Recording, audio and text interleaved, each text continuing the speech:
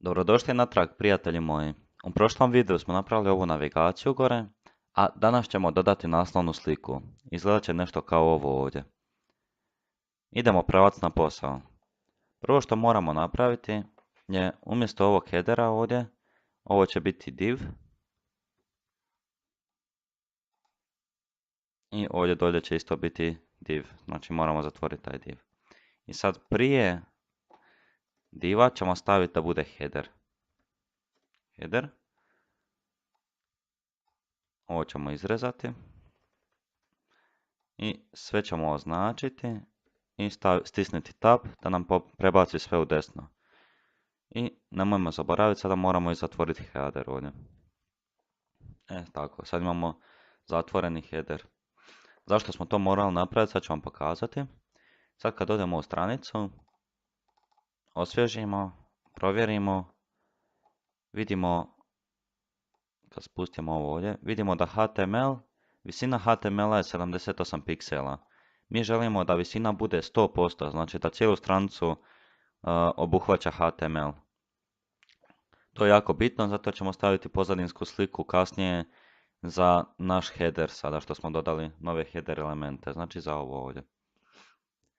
Idemo sad u master CSS i sjetite se onog što smo pričali, obični elementi idu pri vrhu, znači stavit ćemo da HTML i sada možemo napraviti na dva načina ovo. Možemo staviti HTML da bude 100% i to height 100%.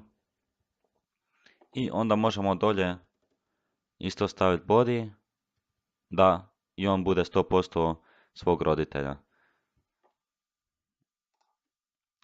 I body height 100%. I vidite sada, kad odemo na stranicu, osvježimo, vidimo sada je HTML 100%, vidite.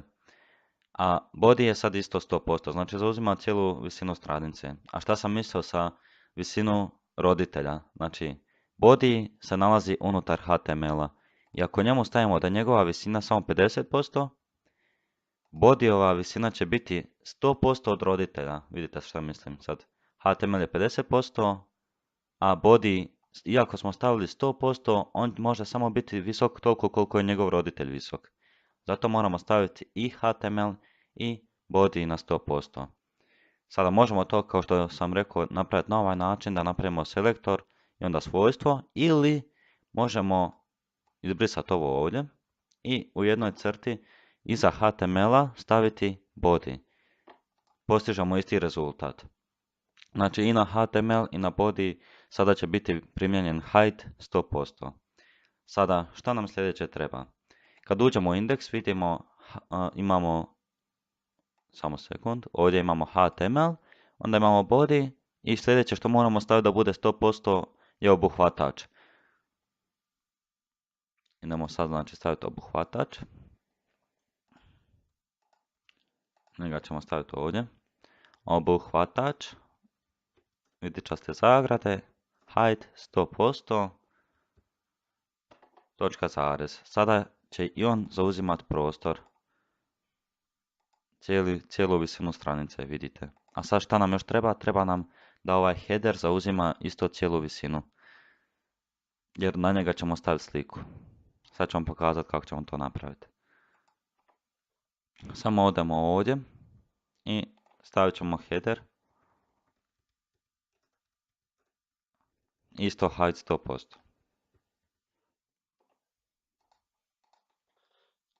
I sada vidimo i header isto zauzima 100% stranice.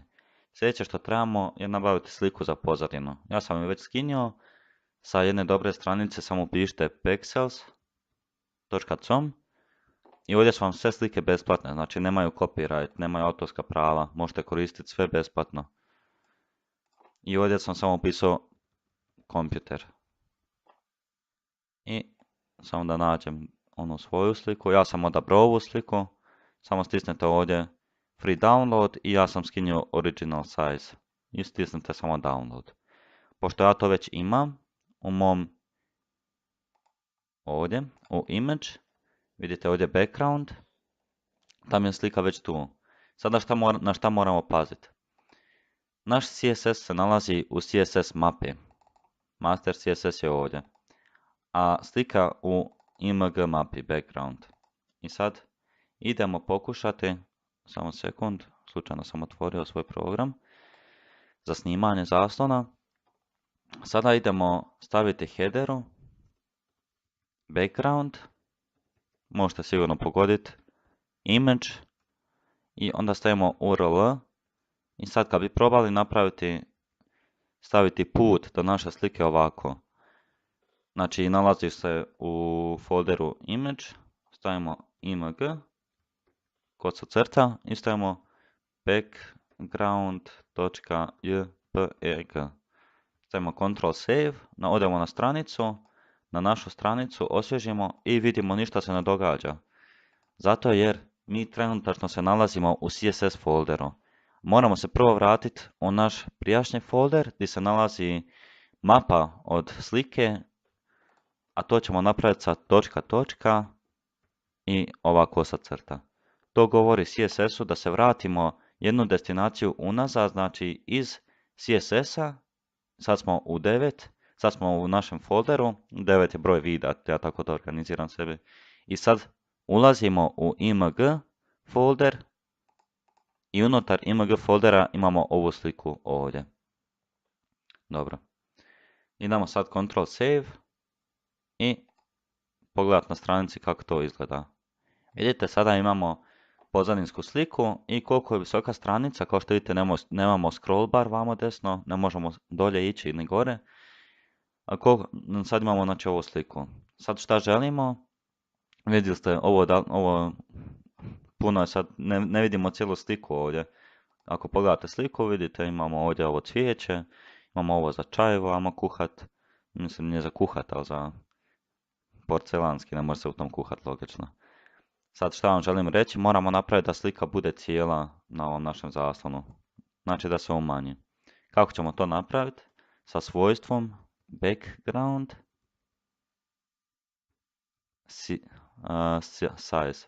I onda stavimo, ako želimo da sadrži sliku, a to već sada radi, contain, a ako želimo da cijela slika bude na stranici, onda stavimo cover.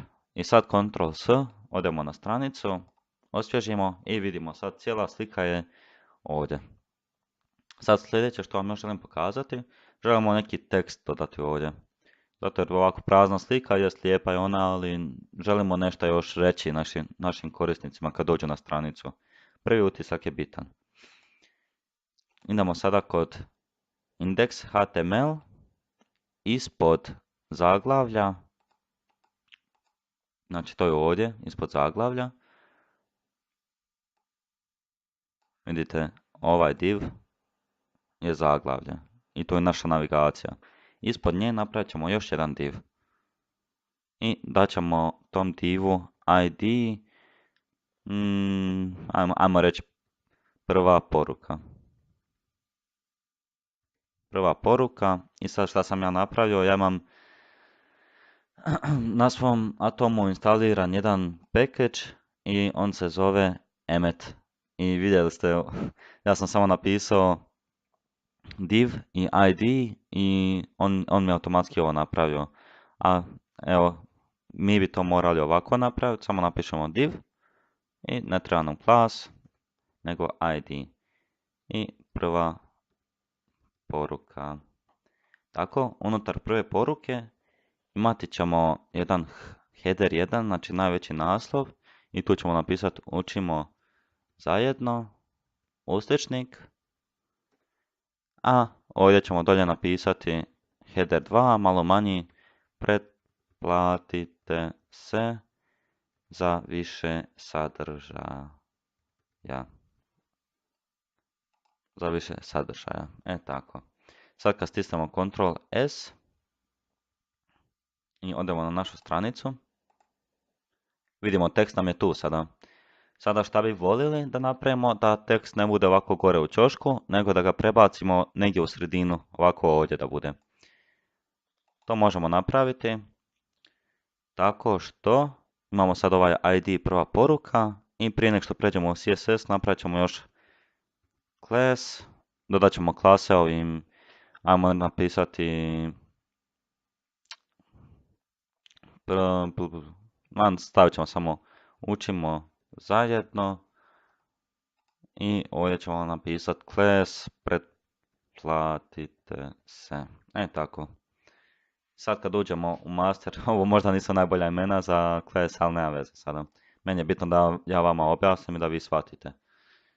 Sada kad uđemo ovdje, prvo što želimo napraviti, ovo nam isto više ne treba, imamo ovaj div, prva poruka i daćemo mu neku širinu, recimo je to 600 piksela. Njega ćemo pomoću positiona CSS svojstva staviti u sredinu. Sad ću vam pokazati kako ćemo to napraviti. Znači ID, prva poruka, otvorimo vitičaste zagrade i damo mu širinu od 600 piksela. Sad vratimo se ovdje i idemo na provjeri. Sad unutar headera imamo prva poruka i vidite, ovdje vidimo da je širina sada 600 piksela. A sad želimo ga staviti u sredinu. Želimo prvo tekst staviti u sredinu od njega. To možemo napraviti jednostavno sa text align center. Center. Sad da vidimo kako izgleda. Vidite, sad je u sredini našeg diva koji obuhvaća naše prve poruke korisnicima. Imamo tekst. Sad želimo još ovaj div staviti u sredinu. To možemo napraviti na više načina. Ja ću vama sad pokazati position absolute. Position absolute. Znači, absolute radi tako da on uvijek gleda poziciju od nule. Znači, mi možemo ovaj tekst sada staviti gore.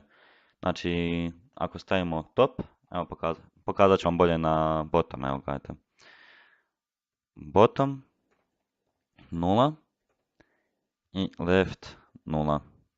I to je, ako ništa ne stavimo, to znači svejedno je ili piksel ili bilo šta. Ako je 0, možemo ostaviti ga bez mjerne jedinice. Sad osvježimo i vidite, sada naša prva poruka je od lijevog donjeg kuta, znači bottom 0, skroz je dolje i od lijeve strane isto 0. A sad gledajte, ako stavimo na primjer bottom, ajmo staviti 100 piksela, Ctrl save, vidite sada je naš kontejner ošao 100 piksela gore.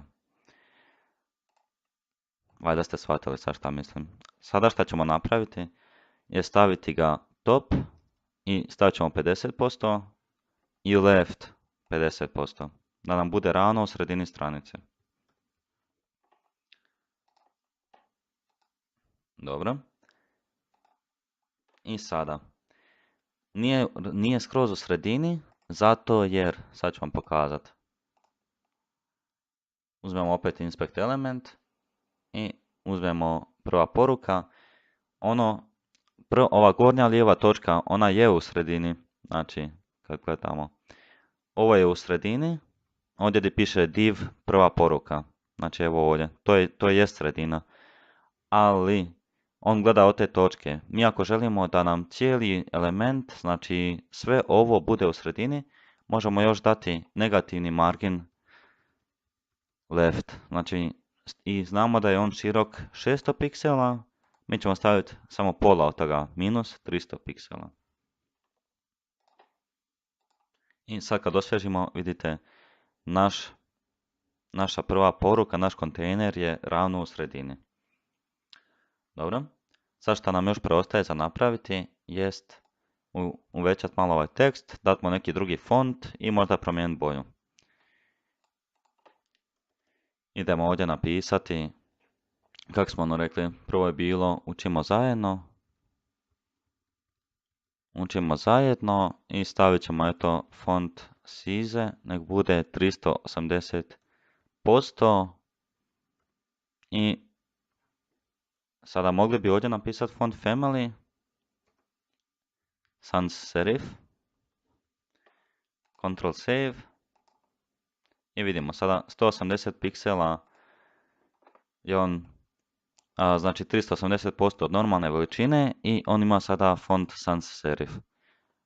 Ali vidite, moramo onda i za drugog isto dati font sans serif. Šta možemo? Možemo ovo napisati samo u kontejner u kojem se ova dvojica nalaze. Znači možemo u prvu poruku napisati font family i sad kad pogledate, osvježimo i sad je automatski i ovaj dolje tekst pretplatite se, isto ima font sans serif. Sada šta još želim napraviti? Malo mi je precrn tekst, stavit ću eto nek bude tekst, znači svi headeri, sav tekst unutar prve poruke, nek bude eto 222. Nemo kako to izgleda. Sad je već malo ljepše. I sad imamo poruku za našeg korisnika. Učimo zajedno. Sad što vam još želim pokazati. Sad da dodamo neki tekst u sadržaj. U sljedećem videu ćemo malo napraviti nešto u sadržaju. Neki tekst, malo odvojiti područja, možda sa lijeve i sa desne strane neki tekst. Vidjet ćemo još šta ćemo. Sad je to recimo samo da dodam paragraf i dodam lorem 200. Ctrl S. I osvježim i taj lorem. Lorem isto zaboravio sam napomenuti, to dolazi sa onim package emet. Ako želite možete pogledati na internetu kako se to instalira i onda ćete i vi moći raditi ovo što i ja sad radim. Sada osvježimo i vidite, znači naša početna stranica, slika zauzima cijelu visinu početne stranice, a ovo što dolje se nalazi ispod je znači prazno, imamo bijelu boju, obična pozadinska boja. To je to što sam vam htio pokazati sa ovim videom. Uživajte u lijepom danu i ako vam se svidjelo pretplatite se, ostavite like i čujemo se drugi puta.